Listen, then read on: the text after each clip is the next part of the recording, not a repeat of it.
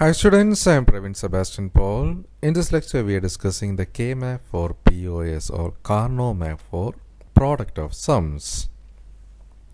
For the POS, each cells in a K-map represents a max term.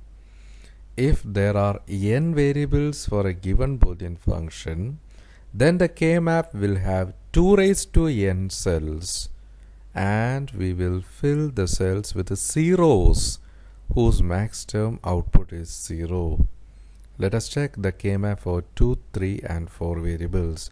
Firstly, we are discussing the 2 variable K-map for POS. So my dear students, say we have 2 variables x and y, then there will be 2 raised to 2, which is equal to 4 cells in a K-map for a 2 variable representation. So which can be represented as in this figure. Each cell has a subscripted number at the bottom right corner. It is a value of the max term. So if a cell has a number 2, then it represents the max term M2. So the x variable is represented as a row and y variable is represented as columns. While considering the 3 variable K-map for POS, so we have 3 variables x, y and z. Then there will be 2 raised to 3, which is equal to 8 number of cells in a K-map. So if a cell has a number 0, then it represents the max term M0.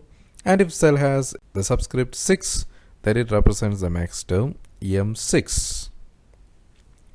Now, if we look at the given K-map, we will see that the numbering scheme is 0, 1, 3, 2 in the first row and 4, 5, 7, 6 in the second row. So the number differ in one place when we are moving from left to right, that is 0, 0, 0, 1, 1, 1 and 1, 0. This is done so that only one variable change at a time from the complement to uncomplement or uncomplement to complement in each and every row. For example, in the first row we have x plus y plus z. Secondly, x plus y plus z dash. Third one is x plus y dash plus z dash. And last one is x plus y dash plus z. So only one variable change at a time as we move from left to right. That is, let us consider the first row moving from left to right. The M0 position or 0th position is x plus y plus z, and when we are moving to the first position, that is x plus y plus z is changed to x plus y plus z dash, that is z is changed to z dash.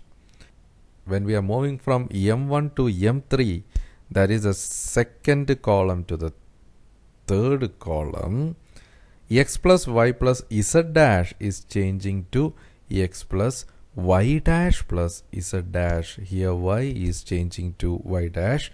And finally, when we are moving from the third to the fourth column, x plus y dash plus z dash is changing to x plus y dash plus z, that is z dash is changing to z. So this is why we are rearranging or shuffling the columns.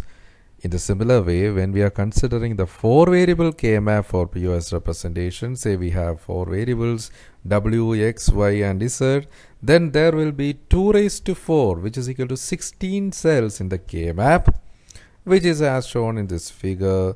Each cell has a subscripted number at the bottom right corner and it represents the value of the max term. So if a cell has a number 15, then it represents the max term M15.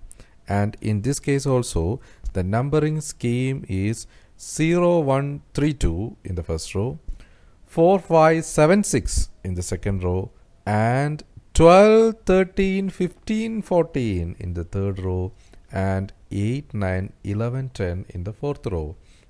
This is done because that we are ensuring that only one variable is changing while we are traveling from left to right or from top to bottom. So this rearranged form should be considered in a K-map solution. So next arises a question how we will fill the values in a K-map for POS.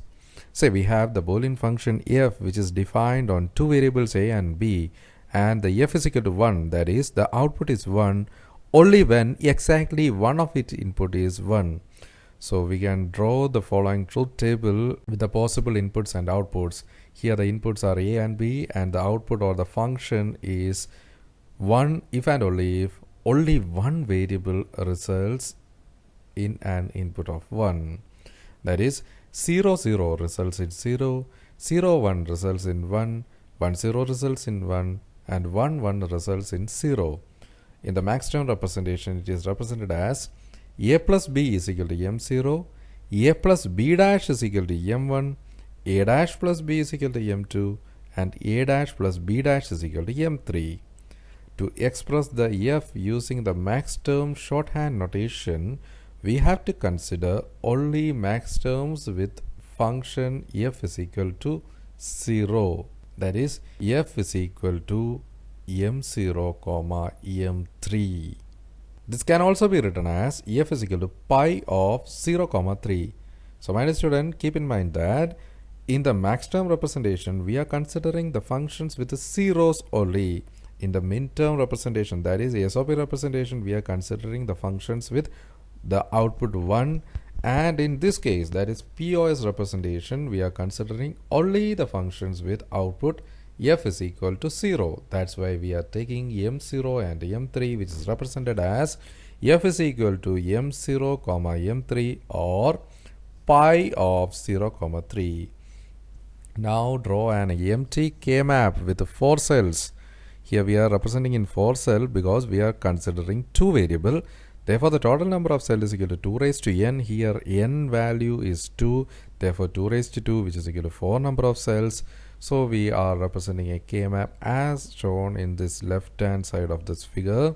That is, A is represented in the row and B is represented in the column. And the different inputs or the different cell representations are 0, 1 in the first row, 2, 3 in the second column. In the second row, here the function f is equal to m0 comma m3. So fill the cells marked with the subscript 0 and 3 with the value 0 and fill the rest of the cell of the K-map with the value 1. So while solving the K-map, we should consider only the cells with the value 0 and we should ignore the cells with the value 1. So this is how we are representing the K-map for POS or product of sums. So my dear students, hope you had understood this topic. So my dear students, kindly go through this assignment question. The assignment question is write about the K-map for POS representation. So my dear students, in the upcoming lecture, we will discuss the reduction rules for SOP using K-map. So my dear students, see you soon. Until then, goodbye, thank you, and all the best.